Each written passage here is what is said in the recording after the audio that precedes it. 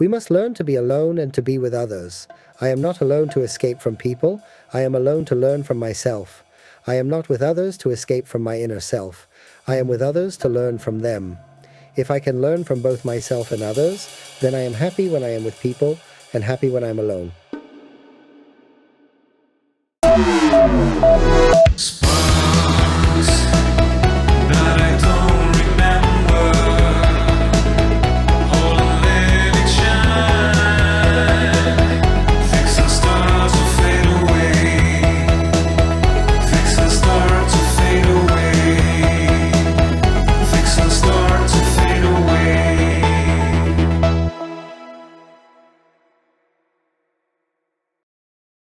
Hello, dear friends of Kabbalah Podcast. We are again with our dear friend MarioSaban. Shalom, Nacho. How are you? Shalom, excellent. Very well, Mario. Paradoxically, the topic we are dealing with, excellently accompanied by you.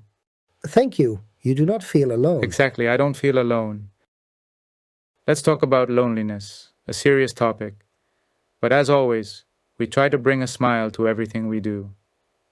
I want to start with something that might seem, let's say, a bit superficial, in quotes, but I feel it's worth mentioning. By mid-2024, the global population reached 8.2 billion people, a number that makes me wonder why, despite the sheer number of human and non-human beings sharing this world, do we still feel alone? Let's explore this together, diving deeper into the reasons behind this paradox and see if we can uncover meaningful insights to better understand and navigate the experience of loneliness in a world so full of life. Absolutely. From the perspective of Kabbalah, and I personally share this view, solitude can be an incredibly positive state. For a mystic, being alone means being in harmony with oneself, which is a source of happiness. The issue arises when someone feels unhappy in their solitude. This suggests they are in poor company with themselves. The first step, then, is learning to enjoy your own company. If someone feels lonely, the initial question to ask is, how do I cultivate a fulfilling relationship with myself? A person who is thriving, someone Maslow might describe as self-actualized, someone engaged in their tikkun, their personal process of spiritual correction, pursuing a meaningful project or living with purpose, should naturally feel content and joyful. The key is not the absence of others, but the presence of inner fulfillment. This person should not perceive solitude as a negative experience. On the contrary, they should embrace it as something positive. There's a quote from a writer, I can't recall the author at the moment, but I deeply resonate with the idea, that says, a writer writes to force themselves into solitude. I often reflect on this while writing, thinking, how interesting I'm writing, and this is my way of creating a space for solitude. It's similar to meditation. You meditate to be with yourself, study to be with yourself, or write to be with yourself. You're actively seeking a space of solitude. In terms of the tree of life, it's a journey toward Tifereh, your inner self, your core essence. What happens if you don't find happiness within yourself? If you're not in good company with yourself? You'll start searching for it outside. Many people say, well, I'd like to have a partner. But the first question should be, are you happy with yourself? Or are you seeking a partner as a replacement or an external source of happiness?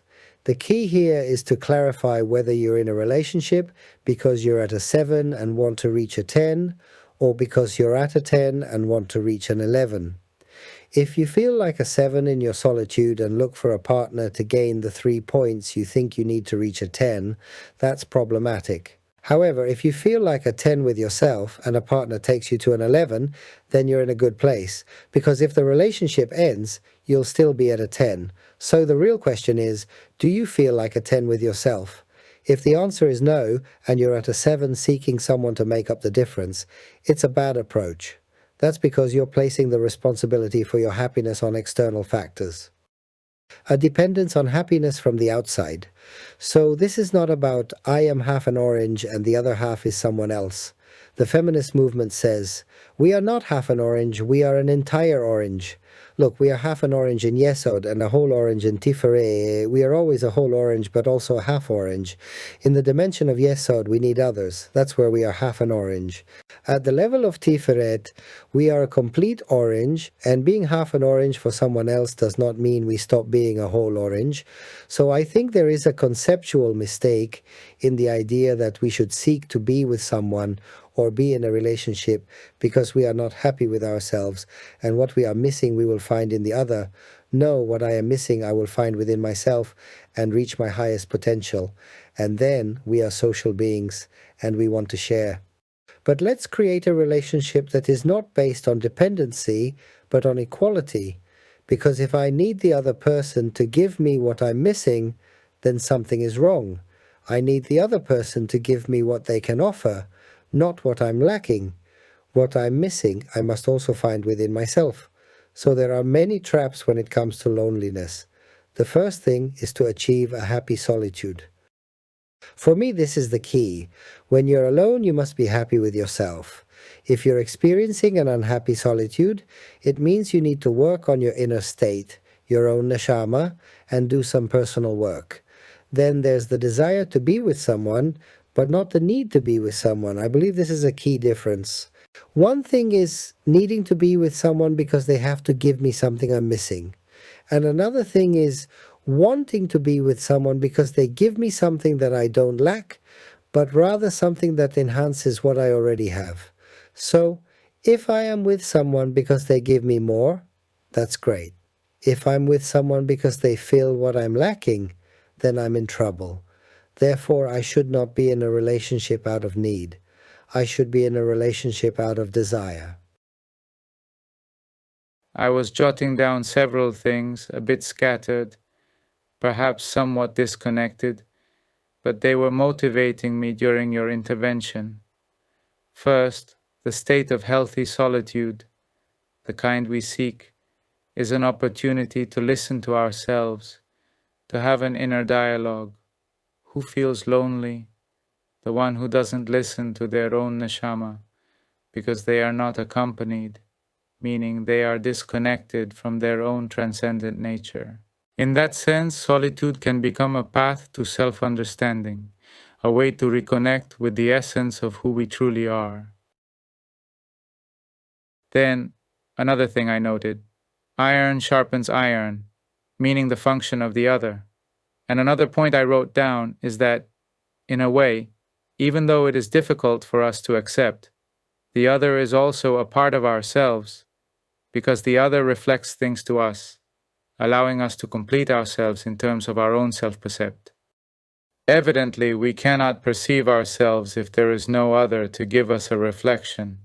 The famous mirror, we need the gaze of others. In Kabbalah, there are two imbalances we should avoid. One is being alone because I don't want to be with people or learn from them. The other is being with people because I don't want to be alone. It's quite simple. In Tiferet, I might isolate myself because I reject others and avoid the social learning that comes from interacting with them. Conversely, in Yesod, I might seek constant company to avoid the inner work of self-reflection. The key question is, am I using my inner state to escape from people, or am I using people to escape from myself? In either case, it represents an imbalance, two distinct imbalances, one rooted in Tiferet and the other in Yesod. We must learn to be alone and to be with others. I am not alone to escape from people. I am alone to learn from myself. I am not with others to escape from my inner self. I am with others to learn from them. If I can learn from both myself and others, then I am happy when I am with people and happy when I am alone. That is, when I am with others, I am happy because I learn from them. And when I am alone, I am happy because I also learn from my own inner nature. This isn't about reacting passively to circumstances. It's about engaging actively. I don't seek solitude as a reaction to avoiding others, nor do I seek the company of others as a reaction to avoiding myself. If I am in a reactive mode when engaging with my friend or others, I am negating one of the essential components. I cannot negate either Tiferet or Yesod. I cannot eliminate my spaces of solitude. In Kabbalah, what we refer to as the zone of solitude is my own personal desert, a sacred space where I can truly connect with my inner self. Desert comes from the word midbar, and midbar comes from the word dabar, which means word. In other words, the word becomes flesh in my personal desert. This highlights the importance of the personal desert. However, the word also emerges in the presence of the other, through the gaze of the other, through the critique of the other, and through the way the other challenges you to grow. Therefore, I cannot escape from the other. That is to say, because I need the other. So I won't seek my state of solitude to escape from the other. I will seek my state of solitude to grow with myself, and when I'm with the other, I will grow with the other. If the other doesn't want to grow with me, they can also have their space of solitude. I don't force them to grow with me. I don't tell the other, sit here because I want to grow. I don't force them to be with me. But what I mean is, these are two dimensions, and I must nourish both. Both dimensions require balance and care. I need my state of solitude, I need my gregarious state, my social state. The other is important, of course. I am important, of course. Is one more important than the other?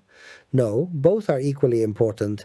That's why sometimes we encounter what I call a navel-gazing spirituality, where a person is constantly meditating, always alone, always writing, growing in solitude, channeling Tiferet to Keter, and suddenly finds it impossible to connect with anyone else.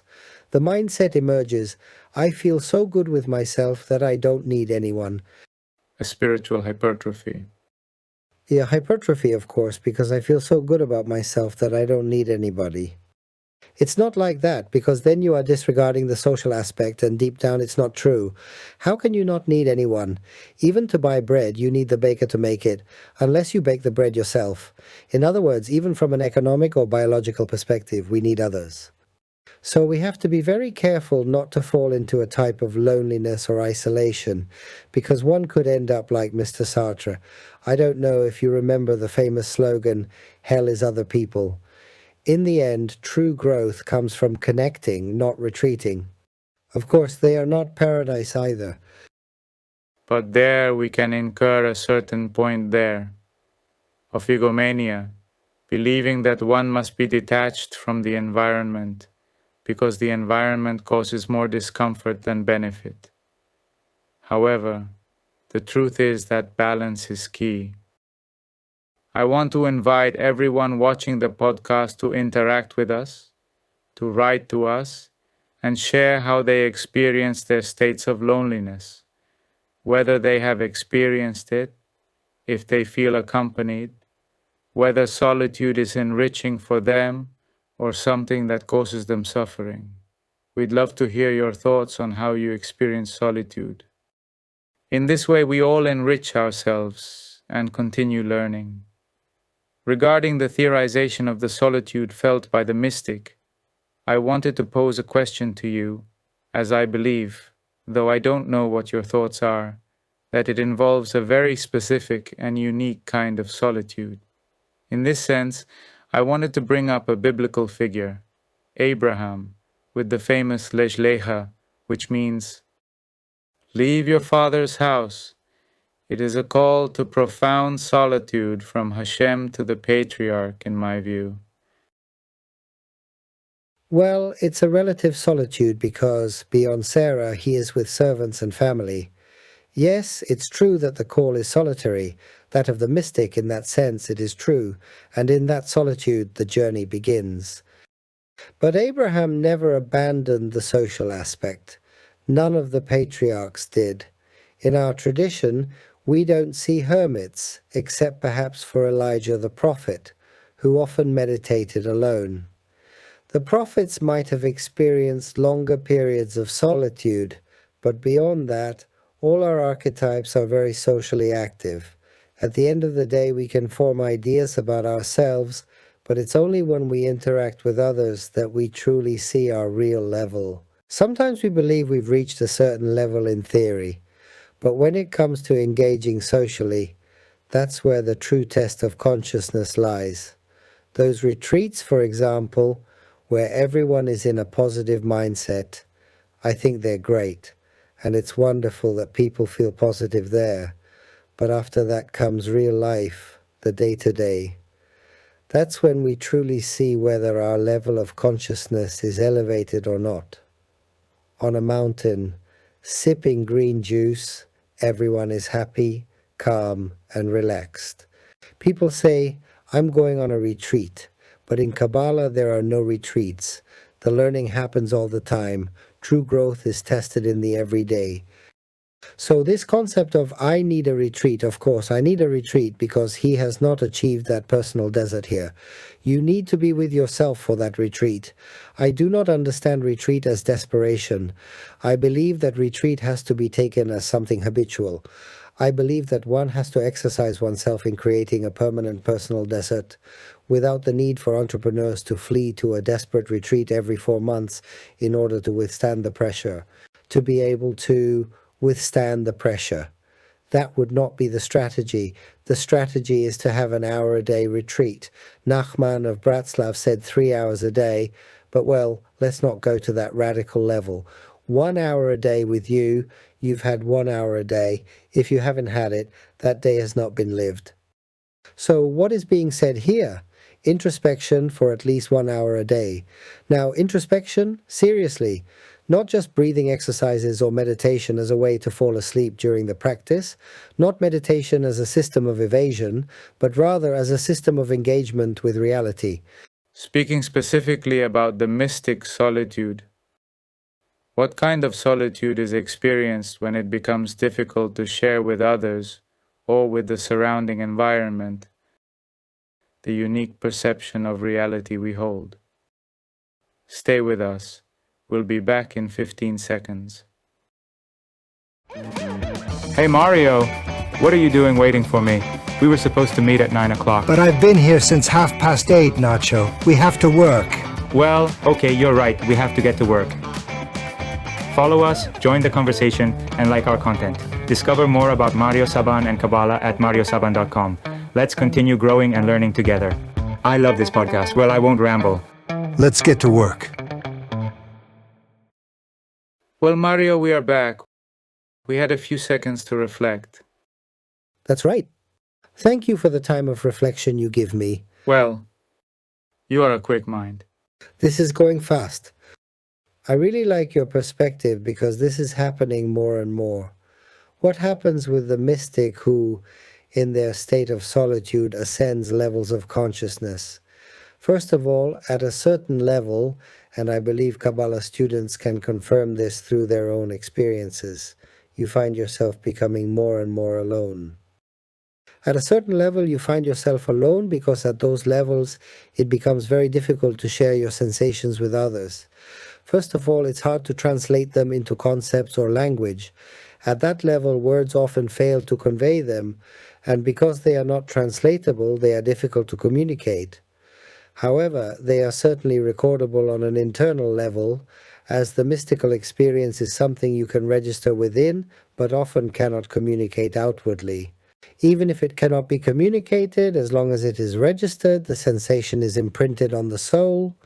This occurs regardless of whether it can be expressed conceptually, so at that level you might not be able to explain it. But you may have felt the experience and reached a certain level of consciousness. It is clear, however, that this path is very solitary. The path of the soul at a certain level is a solitary one. You can be accompanied by physical companions or even by the Magidim from the other side, but there comes a point where you stand alone before the Ein Sof. This is important because it is at this point that the maturity of your own personality takes place. Maturity, in fact, is that journey of solitude and overcoming. The word idgaber in Hebrew comes from geber, which means adult. The adult is the one who overcomes. What does this mean? On my own path, I overcome obstacles and continue to grow. For this, I need my private space. The problem here, I believe, Nacho, if we move in another direction regarding the issue of solitude, which I think should be addressed in this context, is the media, especially social networks. Social media came to connect us in a brutal way, and the feelings of negative loneliness people experience have increased. A very curious thing is happening here that needs to be analyzed. We are hyper-connected and at the same time hyper-lonely in a negative sense. So it seems to me that this accelerated communication has also distanced us because there is no deep communication, only acceleration. Therefore, I escape from the self with the accelerated communication of social networks. It's crucial to understand the impact of this rapid communication on our ability to truly connect with ourselves and others. The accelerated communication on social media doesn't provide depth because it is fast-paced.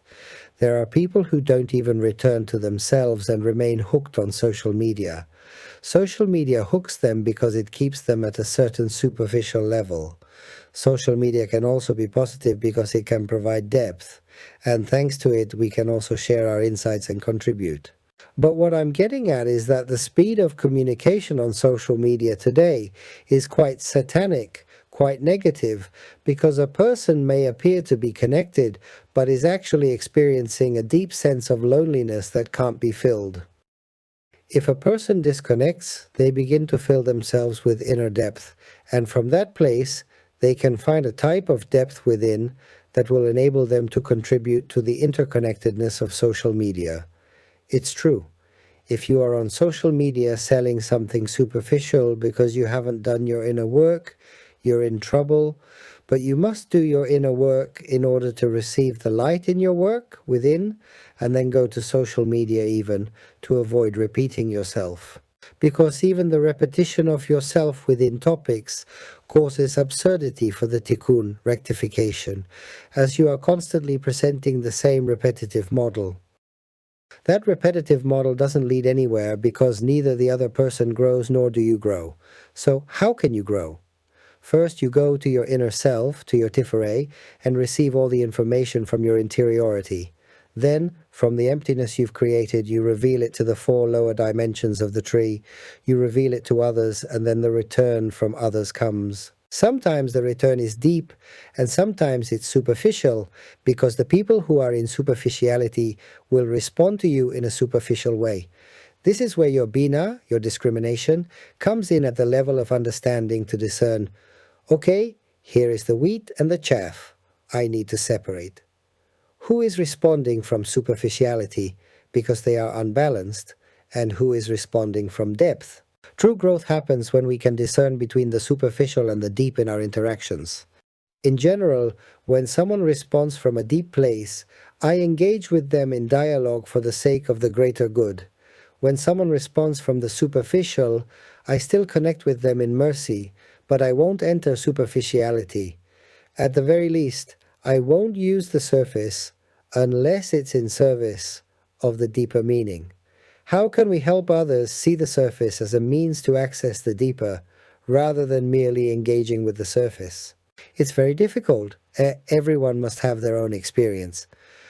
What is happening today, which makes people feel so alone, is that they haven't reached the core of their neshama, the core of their personality, and they haven't found inner happiness within themselves.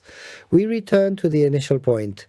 If you are unhappy with yourself, it will be very difficult for someone from the outside to give you happiness, because the happiness they offer cannot replace the happiness you find within yourself. Before we say goodbye, I want to take a moment to thank everyone who follows us. This community within a larger community, which is your community, but also part of the same whole, the small community of the Kabbalah Podcast. In some way, they show us their affection in their comments, revealing that the work we are doing has a purpose that, as emphasized in today's chapter title, also brings companionship. Many people write to us and say that while they are cooking or doing tasks, they listen to us, and that personally brings me a lot of happiness. Thank you for being part of this journey with us. Your support truly makes a difference. It's wonderful to know that our words resonate with you, even in the midst of your daily routines. Together, we continue to grow and learn. It makes me happy if the cooking turns out well and the food doesn't get burned. If the food is not burned, we accompany them with happiness.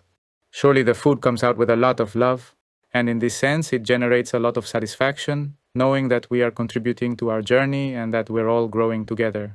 Perfect, Mario. This is the end of the 4th chapter of the 2nd season of the Kabbalah Podcast. The fourth, the daleth, the door that opens. I got you fast. We're in sync. We're in sync. Yes, we're in sync. Thank you, Mario. A pleasure. Shalom, Nacho.